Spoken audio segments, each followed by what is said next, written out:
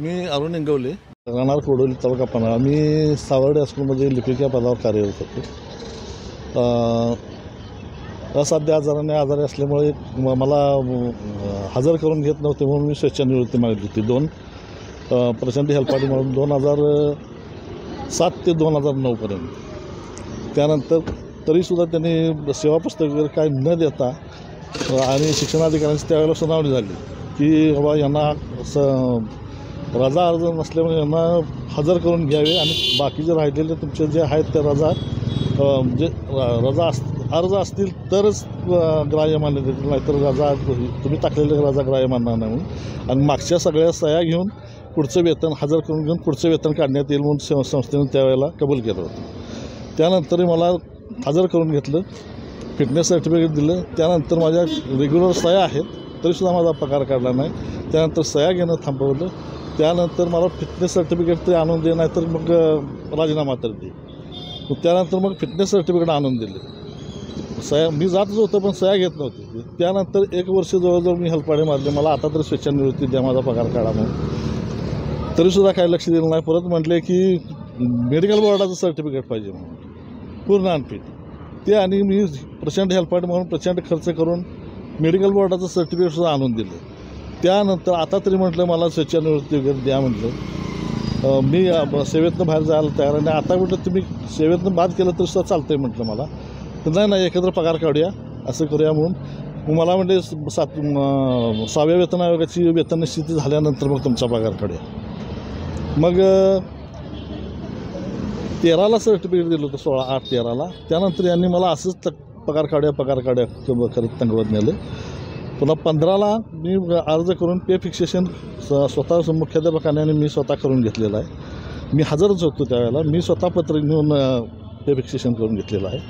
आणि त्यानंतर संस्थेनं मी म्हटलं की बाबा आता 15 साल आहे, 16 आता मी कायम येतो आहे, तुम्हाला माहितीच आहे म्हटलं. आणि अर्ज केला संस्थेकडे. मला बाबा आता 2016मध्ये मला आपलं 7व्या वेतन आयोगानुसार म्हटलं मला आपलं पेन्शन लागू करून द्या. मी त्यावेळेला स्वेच्छानिवृत्ती घेतो आणि माझा पगार आत्ता काढा. तर संस्थेनं मला कबूल केलं आहे लेखी पत्रानुसार. ते पत्र आहे 15 सालामध्ये, म्हणजे मे 2015मधलं.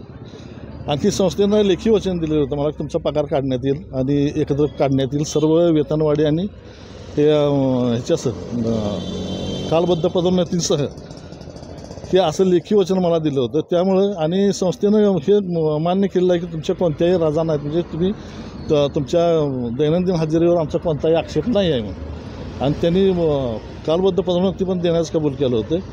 आणि त्यानंतर अचानक माझ्याकडे संस्थेने तुम्हाला त्रास देण्याचं कारण काय?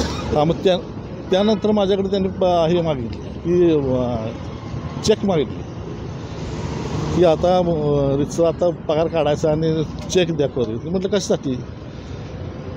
तर तुमची कर्ज भागवण्यासाठी. म्हटलं मी लिहून दिलं आहे म्हटलं तुम्हाला की कर्ज म्हणजे मुख्याध्यापक आता बरोबर आहे, मुख्याध्यापकांना बरोबर घेऊन माझी मी कर्ज भागवतो म्हणून.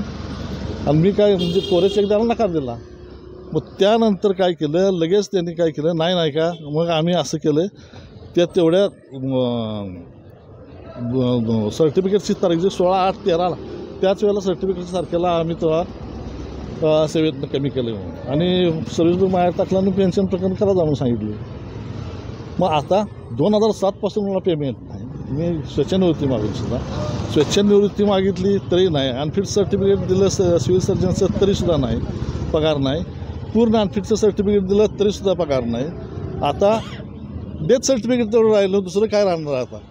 मग आत्महत्या करून मी आता डेथ सर्टिफिकेट मग हे करायला पाहिजे, एवढंच राहिलं आता माझ्या हातात.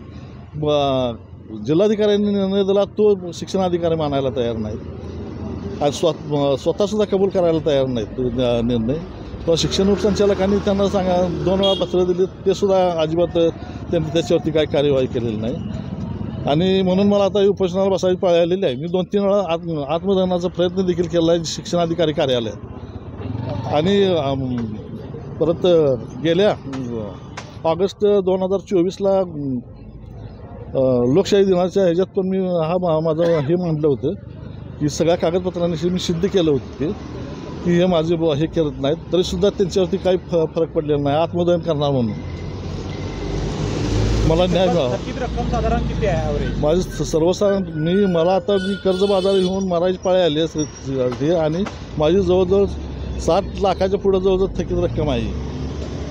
आणि मी कर्जबाजारात आलो आहे. औषधोपचार माझे 2007 पासून थांबलेलेच आहेत. पूर्ण उदरनिर्वाह थांबलेला आहे.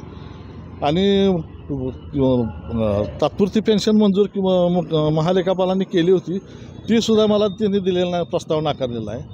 मग हे प्रस्ताव तेच जर नाकारणार असतील मग जगायचं कसं आम्ही?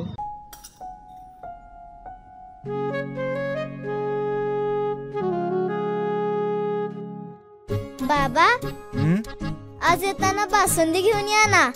अगं, कालच आपण आईचा वाढदिवस होता म्हणून आणली होती ना. ऐकलं, गोकुळची बासुंदी पुन्हा खावीशी वाटतेय. खरं सांगू, मलाही खावीशी वाटतेय. पुन्हा पुन्हा खावीशी वाटणारी गोकुळ बासुंदी.